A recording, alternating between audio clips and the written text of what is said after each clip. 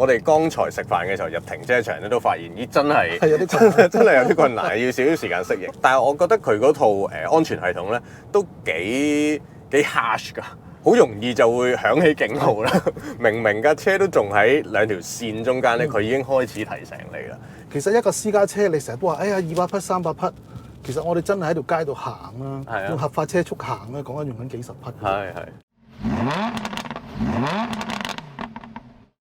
我哋今日試啲新嘢，電動嘅 MPV 嗱，記得我哋之前試過咧標誌嘅 e-Traveller， 但係大家都知嗰部其實係一部商用車，咁就改裝成一架叫做私家車啦。咁但係今日試呢部 Maxus 嘅 Mifa 9咧，就真正係一架電動嘅 MPV 私家車啦。試得 MPV， 我哋梗係有龍 Sir 啦。哇，正啊，唔使入油啊！係啊，你慳好多如果買呢部。嗱，讓你試先。好啊。我係司機，我去乘客位。龍 Sir Maxus 你有冇試過啊？之前我喺大陸就坐過佢嘅客貨 van。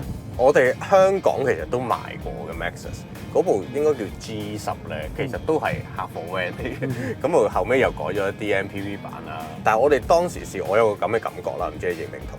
就係好廉價嘅感覺嚟。但係今次呢架 Mifa 9咧，就同我之前嗰個印象係完全另一回事啦。入邊咧好明顯佢係針對住呢個 Alphard 嚟參考又好，或者競爭又好啦。的確嘅，我哋呢部叫做 Premium 頂級版，咁就貴少少，一換一大概57-8萬度啦，加埋個 Two 通車頂加多萬零蚊，都 under 60萬嘅。Alphard 而家香港賣緊都仲係30係啦，250即係最入門嗰隻就60幾萬，價錢上又的確係都仲爭10幾萬嘅。但我又咁睇喎，佢雖然個尺寸啊、個規格啊，甚至講到 drivetrain 個數字都同 Alphard 係好接近嘅，但係我自己覺得唔係取代或者同佢競爭緊同一個市場。首先一架油車一架電動車，係啊，已經好大分別啦。冇錯。另外咧，呢一種車型咧都係同 Alphard 係有啲唔同嘅。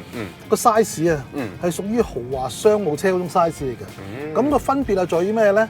嗱，佢個高度咧係冇Alphard咁高嘅。闊度係闊啲嘅，個座位咧都係輕輕矮過Alphard嗰種嘅。呢一種咧其實係由美國 MPV 傳過嚟嘅，會令到坐起上嚟咧就闊落啲咯，矮啲咯。開得快嘅時候咧，風阻又冇日式嘅 MPV咁緊要咯。又係喎，例如Alphard個 H 就一路指到落去頭轆前邊嘅，冇錯。呢個就有少少一個角位啦。係咯，簡單嚟講就係有車頭啊。係有車頭啱，冇錯。咁如果睇翻數字咧，呢架車的確係長度啦、闊度啦、wheelbase 啦，都比 Alphard 係大一截嘅。即係 wheelbase 就好明顯啦，Alphard 3米，呢架去到3米2嘅。我哋剛才食飯嘅時候入停車場咧，都發現咦真係有啲困難，真係有啲困難，要少少時間適應。不過係咁啱嗰個停車場係扭教啲嘅。冇錯。同埋咧，呢部 Premium 版嗰個頭包圍咧都幾牙渣嘅，一個電導邊然後壓埋出嚟，咁嗰個角位係有啲棘嘅。我諗如果大家即係諗住買呢架，或者你揸開 Alphard 啊，甚至係Odyssey 啊、大霸王嗰啲 size 咧，你要預計埋呢一點啦。呢部真係長啲、牙渣啲嘅。同埋咧要收睇我嗰個偷位嗰個。係冇錯。秘技嗰條片，嗰條片一出好多人睇啊！睇咗就 OK 嘅。係有幾多偷幾多先係咯，記住呢個心拳。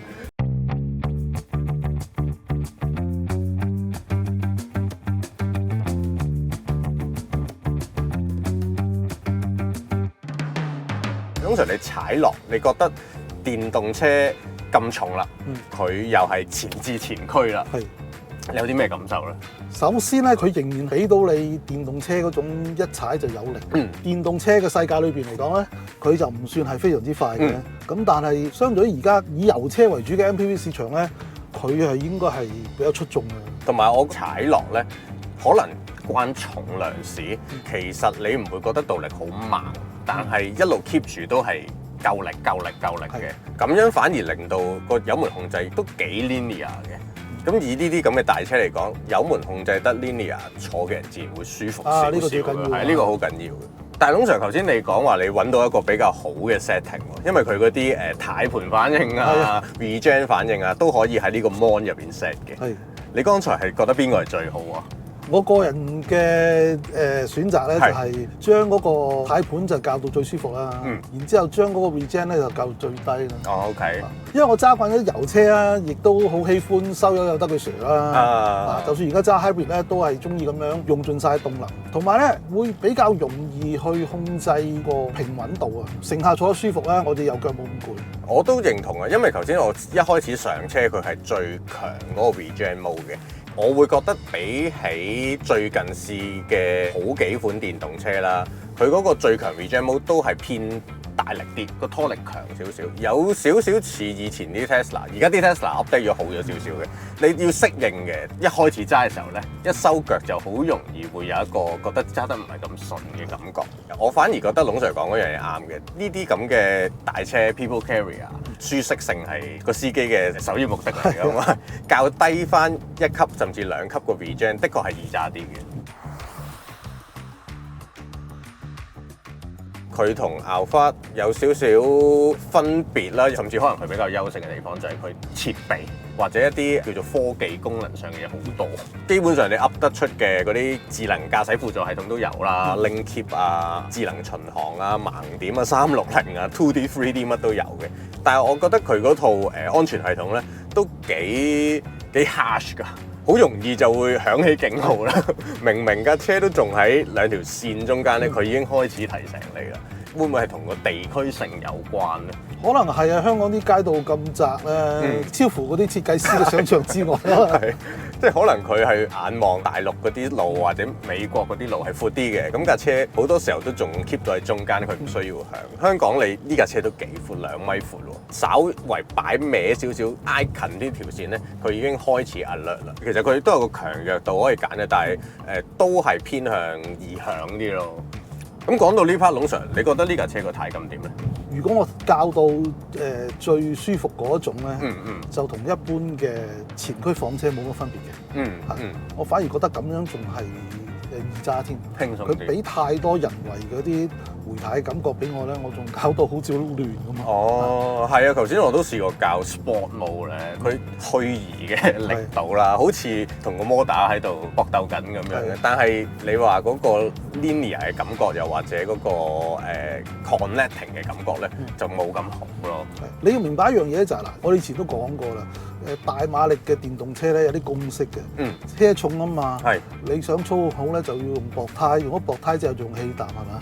咁但係呢一架咧個成本考慮咧，佢唔係去到嗰種級數嘅設計，咁因此咧佢仲用翻傳統嘅彈簧啦，就用翻個 aspect ratio 大啲嘅車胎，肥仔胎。由於你嗰個車胎係咁樣嘅話咧，車嘅重量又咁重啦，力量又咁大喎。其實佢嘅 spec 你已經建議你打到成41磅㗎啦，我頭先 check 過都係足磅嘅，但係你仍然咧係有相當大嘅 slip angle 嘅，即係話咧你唔可以 expect 好似你架 Tesla 咁 sharp 嗰啲軚。由於係咁嘅關係，如果再俾一啲人為嘅回軚力俾你咧，個情況就會更加亂。而呢個正正就係 MPV 設計最重要嘅地方啦。嚇，你如果 sharp 嘅話，就代表揸得唔好就會錯咯。啱。其實佢條胎又唔算太渣嘅喎，即係以一架國產車佢都用 Continental 啦、EcoSport X6 啦，呢隻係一種慳油胎啦，或者呢啲車叫慳能量嘅胎啦，抓地性啊，又或者個 traction 一定唔會有你剛才講啲薄胎咁好啦。同埋我哋頭先見到個胎圖都唔算係好硬嗰種，咁呢樣係有好有唔好啦。個舒適性一定會好啲嘅，係啦。唔好嘅地方可能就係佢個 contact patch 冇貼得咁靚咯，個地面有陣時如果上緊山，跟住有啲彎，個地又跣跣地，我哋大腳踩咧，有機會會少少搶啊，少少推啊。頭先我都試過一下嘅，咁但係成個反應就好細嘅啫。只不過你試過一次你就知道，哦，喺呢啲情況就唔應該咁樣去用嗰個扭力啦。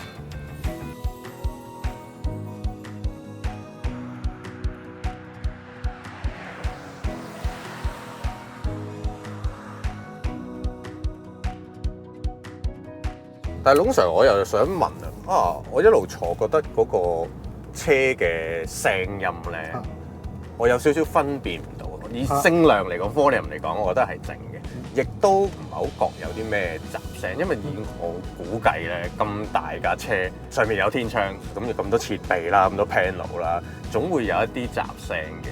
我今日成日淨係聽到有陣時個車頂會有少少，其他都冇乜啦，感覺個 finishing 係 OK 嘅。係啊，由嗰個內飾同嗰個骨架互動所引起嗰啲零碎嘅雜聲咧，呢架車係控制得幾好嘅。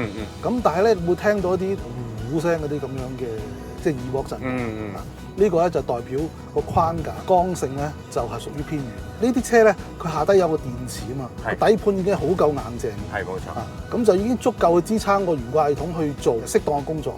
上高咧就睇你喜歡啦。有啲車廠仲可以做得好硬嘅，但係呢一架咧震動嘅感覺咧，低頻俾到我個回圍嘅感覺咧，就同我喺國內坐開嗰啲商務車係有啲接近。可能有唔同嘅考慮啦，一可能係成本啦，因為呢架車都唔係啲貴價車啦。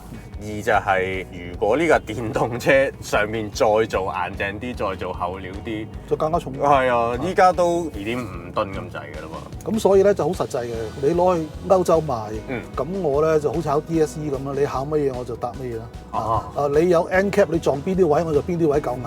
係喎，所以佢分數唔錯嘅喎。係啊，因為呢部係國際版啊，佢參加 Euro NCAP 咧都攞到5星嘅。咁你睇翻嗰啲片咧，其實成績係真係唔錯嘅。目標為本啊嘛，目標為本啊，求學就是求分數。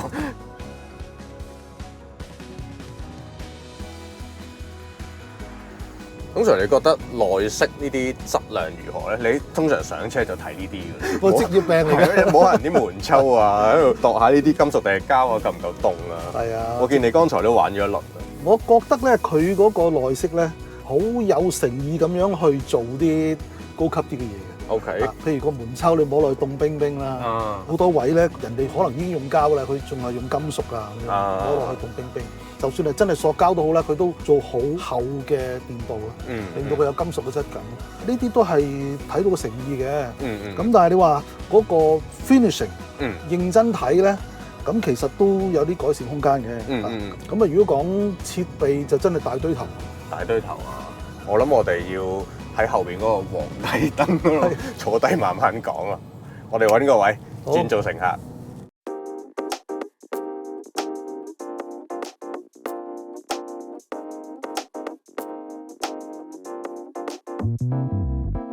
通常呢架車咧電池都幾大嘅，我諗冇翻咁大嘅電池都推唔到咁大架車。係啊，如果唔係個 range 會好差。呢部咧佢就係用緊一個3元鋰電池，寧德時代做嘅，咁就90 kWh。根據翻佢哋廠個規格啦，都係 WLTP 嘅一個測量嚟嘅。佢個 range 就大概係430至435公里，就視乎你咩版本啦。我哋呢部係 Premium 版，車入邊啲嘢多啲嘅，我哋坐緊呢啲凳都大張啲嘅，咁所以應該就係430公里嘅航程嚟嘅。咁叉電方面咧，佢就有 AC 啦、DC 啦。AC 就講緊係11 kW 一個 standard 嘅充電啦，然後 DC 咧佢最高就支援120 kW 嘅。咁如果你計翻90 kWh 嘅電，大概都要可能8-9個字至10個字，由0差到80度啦。但係通常剛才你話呢架車嘅設備就有排講，係咁淨係我哋坐緊呢張凳都有排運啦。你左手邊有個 mon 嘅喎，呢個係完全可以控制晒呢兩張凳嘅所有 function 嘅，例如佢前後左右啦，電動嘅，咁就喺個 mon 上面撳啦，仲可以按摩。中唔中意按摩？中意啊，中意啊！咁你要撳下啦，佢入邊就有呢個 seat control， 然後撳緊啦，我哋撳緊啦，係啦，我識用啊，係 massage， 即係哇有8個模式嘅，係啊，試下先，每個模式就有分呢個高中低嘅強度啦。其實前面嗰兩張凳都有嘅，感覺就係氣囊嚟嘅，唔係真係按摩波嚟嘅，有啲嘢喐喐下都 OK 嘅。冷暖凳都係呢度搞嘅。咁前座亦都有佢嘅冷暖燈啦，軚盤都有埋發熱功能嘅。其實香港就應該冇乜用發熱軚盤。你留意到咧，自從電動車面世之後咧，呢啲咁樣嘅冷暖燈啦、冷暖軚盤流行得好快。就係因為電動車喺凍嘅地方裏邊咧，佢產生 heat 係需要好多 energy 噶嘛。係冇錯。咁空氣個導熱咧個效率低啊，天寒地凍點算咧？就直接用一啲可以接觸到嘅方法啦。咁反而慳翻啲電喎。係啊，以前呢啲好貴㗎，而家就多得電動車咧，令到呢啲嘢普及咗咯。哦，咁同埋有樣嘢咧，呢架車係我覺得都幾特別嘅，就係作為一架 MPV 咧，居然有2個開得嘅天窗喎！哇！我可能以為天幕嚟嘅啫，原來真係開得嘅，又係喺個 mon 度搞咧就可以打開啦。前邊就有一個都係電動天窗啦。其實咁大架車個車頂又用咗咁多玻璃咧，係咪會影響到個光性？都唔會太多，因為佢唔係由頭到尾係成塊玻璃，佢中間有啲支柱嘅。我哋都解釋過啦，對於電動車嚟講，玻璃好緊要。係。就算我哋喺熱帶地方都好啦，都需要呢啲咁樣嘅熱力入嚟，同你個冷氣一齊做嘢，先至可以令到嗰個濕度控制得好啊！你一個人揸可能唔覺，如果你成車坐滿人嘅話咧，大家有呼吸嗰啲濕度走出嚟，濕度高啊，成架車下氣就唔舒服啦。個風格又會好容易會臭啦。係啊，咁所以電動車同呢個玻璃頂咧，真係密不可分。係啊。咁咧，呢張凳有一個 mode 嘅，最左邊有個 extend 嘅，見唔見到 ？extend 係啦。哎，哇！哇，犀利啊 ！extend 咗啦，好遠啊！咁呢個就係一個瞓平嘅毛啊！我直頭前面嗰個腳踏隻腳都掂唔到啊！哇！呢個正，有啲似 LM 嗰種褪到好厚嘅感覺。商務客艙。係啊，冇錯冇錯。如果有人送埋飛機餐俾我哋咧，其實呢度係有張台嘅。係啊，呢張台俾我感覺咧，出乎我意料之外嘅。嗰個用料咧，嗱，你睇佢金屬底啦。係啊，仲有磁石添。係啊。咁另外咧，佢行前行後嗰導軌咧，係用一條我哋叫做波斯拉嘅零件，係一啲工業用途嘅設計嘅，通常係先至會用到呢一種咁樣嘅零件啊。成本會唔會高啲咧？會啊！呢啲波斯拉係貴嘅，貴嘢嚟嘅。就係我哋剛才講嗰樣嘢咯，佢都幾肯花錢或者花心機喺啲物料上。係。但係例如打開咗之後，都會見到呢啲位咯，可能啲膠水邊啊，或者呢啲冚邊啊，唔係最 fine 嘅嘢。冇錯啦，好願意將啲成本放喺物料啊、高精度嘅零件上高啦。咁但係咧，嗰啲 finishing 啊，或者係嗰個質量控制啊，嗰啲地方咧，就仲有待改進。係啦，更加努力。咁我哋打開呢度有叉電啦，佢又都幾貼心嘅，有 Type C， 亦都有普通嘅 USB。每個位基本上你都揾到叉電位㗎啦，同埋剛才我都試過一次坐後座，都 OK 嘅。大家所有位正常咧，後座個坐姿啦、腳位啦，我覺得都唔會比Alpha差嘅。但係咧，車廂嘅闊度，你話真係要坐滿3個人咧，就可能都係會稍微逼啲咯。小朋友 OK 啦。係啊，因為我哋一上車都覺得咧，張凳矮咗咁。呢一種設計咧，偏向美式嘅設計，佢 overall 嘅重心係低啲嘅。所以咧，後排嘅 bench seat 咧就會同尾轆之間咧嗰個干涉係會多咗。所以個總體嘅車身係闊啦，但係嗰個座位得益咧就唔算太多，即係差唔多嘅啫。即係俾個輪拱食咗少少。係啦。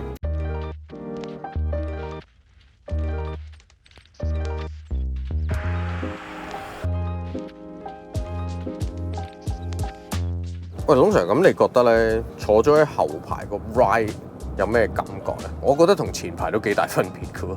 嗱，我哋坐喺呢個位咧，就感受到尾轆嘅工作。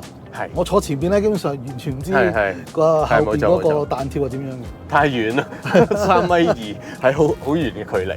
呢度我會覺得嗰個微震動啦，少少嘅彈跳啦，都係會比較明顯啲。係啦。反而坐前邊咧，仲自在啲、舒服啲。係啦，前邊係淨係個耳膜感覺到個車體震動咯。但係你乘坐咧，明顯我而家坐喺呢個位咧，就4個轆點樣做嘢就好清楚啦。反而我覺得而家我哋用咗呢個躺平模咧，褪後咗咧，好似仲蹬咗啲。不如我變翻正常。近咗個尾轆啊嘛。呢個一個掣一撳咧，就可以變翻正常嘅。Ladies and gentlemen, ready for landing。係啊。佢呢套係拉爬比凳啦，咁成個形狀啊，所有設備啊，個 standard 都唔錯嘅，未至於超頂級，但係我自己覺得幾滿意。大家都係睇價錢嘅啫。Maxus 又唔係賣到Alpha嗰啲價錢，可能你會覺得個 brand value 完全唔係豐田嗰級嘅，但係以呢個價錢啦，呢個 spec 啦，唔夠膽講抵食夾大件，但係保證係大件先啦，抵唔抵食係另一回事。起碼用量去 cover 咗嗰件事先。係海量嘅設備真係。係啊，即係而家市面上講緊 MPV 都係日式當道啦，即係主導晒成個市場。你話呢架 Maxus 係咪抄佢哋咧？一定係㗎啦，即係一定係抄最好嗰個㗎啦。係針對呢個市場嚟打啦，應該。冇錯冇錯。咁但係電動嘅 MPV 咧，我覺得成件事係可以好 make sense 嘅。即係如果係電動嘅跑車，我就仲有少少強暴。電動嘅房車我都接受咗，電動 SUV 我都覺得幾好。電動 MPV 似乎都係一個幾 make sense 嘅組合嚟。我覺得有一樣嘢咧，就睇數字就知嘅。大家都好熱衷去買電動車，就因為我唔使入油啊。係啊。咁講真啦，你揸電動私家車喺換電動車之前，你嗰個油車入幾錢油個月啦？最多咪3幾千蚊油。咁你就用咗電動車之後就慳咗個3幾千蚊。但係如果一樣米數，你如果係揸架呢啲咁嘅 full size 嘅 MPV 咧，有錢係講緊成倍嘅。你應該好貼身嘅感覺。貼身到不得了啦嚇！其實一個私家車，你成日都話，哎呀200匹、300匹，其實我哋真係喺條街度行啦，用合法車速行咧，講緊用緊幾十匹。係。但係當你架車咁大咁重嘅時候，你可能見到 spec 都係講緊係差唔多馬力嘅啫。私家車200幾匹，我嘅 MPV 有200幾匹。係。但係我呢個200幾匹，我真係時時刻攞100幾匹出嚟用嘅。咁即係話我油耗都係100幾匹嘅油耗嚟㗎啦。咁所以變成電動化咧，先至係真正慳得到。哇！如果龍 Sir 你架車變咗電動，一個月又慳咗幾千蚊。唉，供多層樓得。喂，大家幫龍 Sir 供多層樓，如果中意嘅話，整啲 Super Thanks 嚟啊！咁同埋記住訂閱我哋個 channel 啦，follow 我哋嘅 IG、Facebook， 咁仲有我哋個人嘅 IG 啦，我哋不時都會 update 下嘅。龍 Sir 你有陣時都會擺啲好嘢上去。係啊，入下詩咁樣。公司同好啊嘛。